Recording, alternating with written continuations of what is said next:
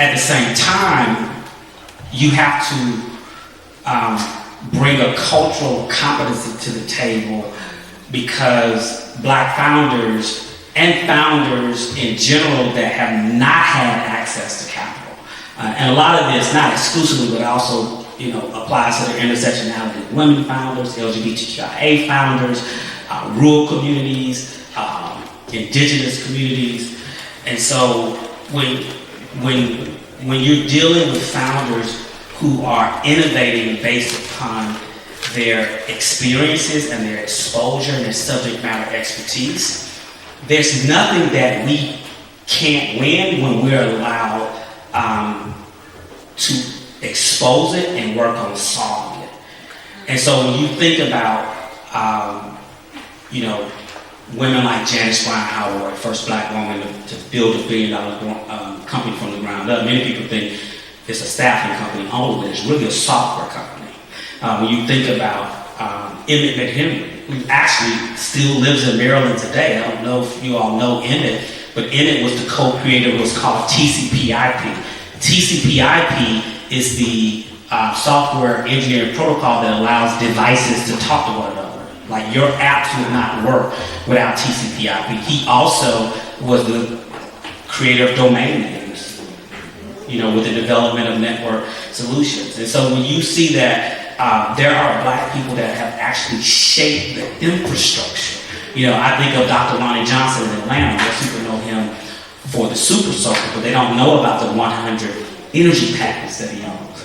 And you can talk to Lonnie and just casually walking through his 80,000 square foot, lab in downtown Atlanta that most people don't even know exists. And Lonnie's like, "What you working on, Lonnie?" "I'm working on intergalactic space travel with NASA." He said that like, "Hey, I'm gonna catch an Uber back to Baltimore." And so the more we can expose people who have been oppressed, depressed, and left out, there's nothing we cannot solve. So when you talk about the imperative around diversity incubators, I'm going to expand that a little bit for you into what I call the DAIS incubator, diversity, equity, and inclusion solutions, right? Solutions require funding. And if your diversity, equity, and inclusion is not funded, it's performative. Right? And we know there's a lot of performances. So I want to encourage you all as you roll out this, diversity incubator construct in the state, continue to build upon it and hold the people that get the money accountable. Because what we've noticed in the last 2 years is that people who like making money are not shameful for going where the money is. And if the money is in diversity right now, people who have no background or contextual relationship to diversity will be applying and showing up.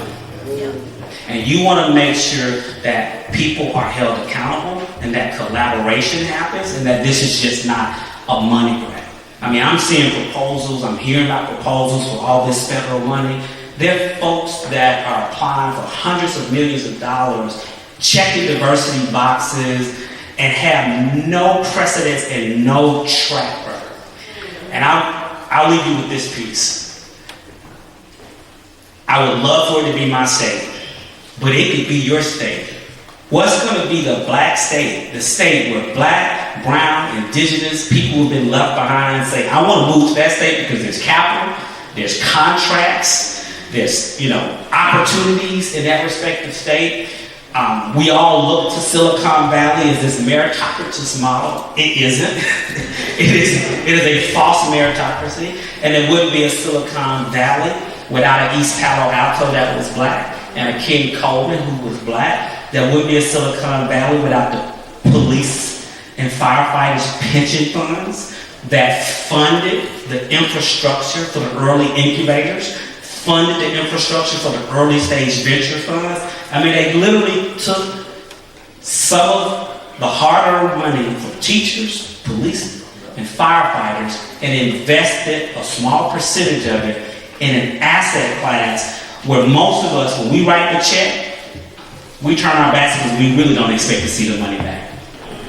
Okay? And when we do, it's some type of unicorn or zebra, or now they call them dragons. They got different names for different levels. But my point there is the models of how everyday people who help to protect and serve are not getting the credit for one of the nation's most incredible tech hubs, even with all of its respective problems. But folks aren't moving to Silicon Valley and San Francisco because of diversity. They're only moving there because that's where the density of capital is. 75% of the capital in this country is in 3 states: California, New York, and Massachusetts, particularly New York City, particularly Boston, and San Francisco. The rest of the country competes over 25% of the capital. And so when you start to shift that with these type of bills, when you start to shift that with 100 million here, 50 million there, 50 million there, it starts to add up. And the founders and the people that are solving the hardest problems on this planet today start to attract to one another. The one thing that made San Francisco, from the time I even spent there, was the serendipity of running, just like bumping into that. It's almost like running into your colleagues at the State House, right? The density of you all being there 2 months out of the year is what allows you to get stuff done. And then you work on that for the rest of the year. And so you create that density of serendipity in these diversity incubators, but you don't just need diversity incubators. You got to have, diversity coding boot camps, because it starts with the talent. The state should have 100,000, black and brown software engineers that know how to code, right? You got to start with the talent. You should have 50,000 salespeople, 50,000 cybersecurity specialists, data analysts. And when you bring workforce into the picture, the young people and the mature people that are repositioning themselves for workforce, they will trust what you expose them to. So you can expose them to a career in a call center, or you can expose them to building mobile applications. And when you build that infrastructure of talent and you surround it with access to early stage non-resource capital, unfortunately, bank lending and loans are not going to solve this issue, because most of these companies don't have revenue yet, and so they can't service the debt.